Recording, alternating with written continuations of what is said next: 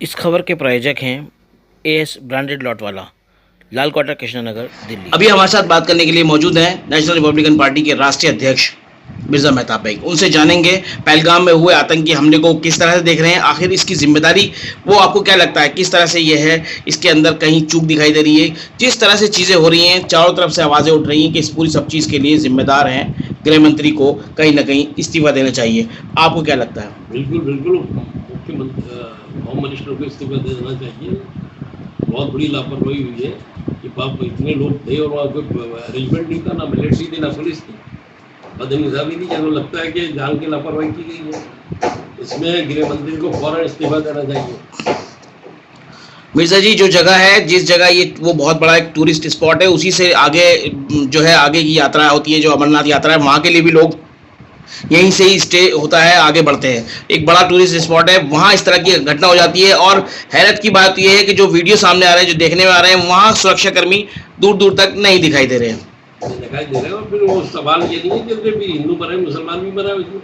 बिल्कुल, दोनों आतंकवादी का कोई मतलब थोड़ी होता है, लेकिन ये है कि उनको इतनी छूट दी कैसे। ये तो कह रहे थे 370 हटा दी, आतंकवाद खत्म हो गया, ये हो गया, वो हो गया, ढोल पीट रहे थे, बहुत लाल किले से बोल रहे थे, इधर से बोल रहे थे, इधर। तो ये सारी गैर जिम्मेदारी की बातें हैं और जिम्मेदारी उठानी चाहिए, इनको रिजन देना चाहिए। जिस तरह का माहौल है, अब वहाँ जिस तरह की चीज़ें हो रही हैं, अब उसको एक अलग ट्विस्ट दिया जा रहा है कि वहाँ जो है नाम पूछ के मारा गया, इस तरह की चीज़ें हुई हैं वहाँ, जबकि उस हमले में एक मुसलमान जो है वो भी जो है उसकी भी जान गई है। सही, हुसैन शाह मरा है वहाँ पे। तो आतंकवादी को ये बंदूक देखेगी थोड़ी, नाम थोड़ी पूछेगी। ये तो ये अपनी जान बचाने के लिए कर रहा है कि भाई वो, क्योंकि कश्मीर जो है मुस्लिम राज है, इसलिए वहाँ पे ये बात फैला रहा है।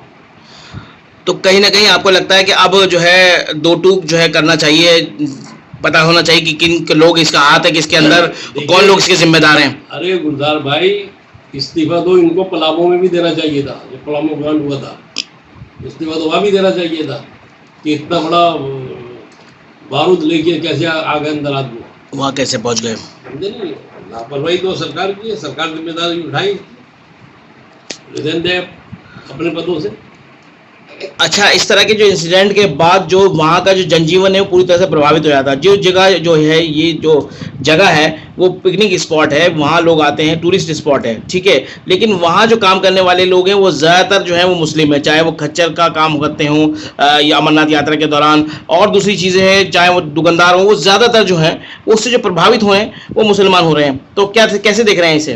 देखिए, मुसलमान के लिए तो भारत में थोड़ी परेशानियाँ रहती हैं, क्योंकि मुसलमान रिजर्वेशन में नहीं है और सरकारी डिपार्टमेंट में मुसलमानों की ना के बराबर आबादी है, तो इसलिए तो इसी परेशानी तो आती है। लेकिन खुशी की बात यह है कि मुसलमान रहते हैं, ईमानदार है, देश का वफादार है, इसलिए वो इस देश में सर उठा के गिरा है। और ये जितने भी लफंडर लोग हैं ना, राम का नाम लेके, इसका नाम लेके, उसका नाम लेके जो हथियार लेके घूम रहा है, इन पे एक्शन होना चाहिए। इन पे एक्शन नहीं हो रहा है, ये भी एक बहुत बड़ा देश के लिए बहुत बड़ा नुकसान हो रहा है। इससे भी बहुत, इस तरह के लोगों पर एक्शन नहीं हो रहा, उससे नुकसान हो रहा है कहीं ना कहीं। हाँ बिल्कुल। तो अब जो है सिक्योरिटी के हिसाब से आपको क्या लगता है कि इसके अंदर जो है कड़ी कार्रवाई होनी चाहिए और जो दोषी लोग हैं, एक्चुअल जो लोग हैं?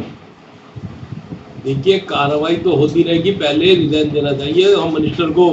रिजाइन देना चाहिए, ये तो बात का मैटर है। हाँ, मतलब नैतिकता के आधार पर इस्तीफा अपनी जो जिम्मेदारी समझते हुए देना चाहिए। अब वो पार्लियामेंट में खड़े हुए, ये जो वारदातें पहले भी होती थी, जब तो कोई हंगामा नहीं होता था, तो पहले भी एक्शन होते थे, रिजाइन देते थे लोग। बिल्कुल बिल्कुल। अरे लाल बहादुर शास्त्री तो प्रधानमंत्री थे देश के, इन्होंने नहीं दिया रिजाइन।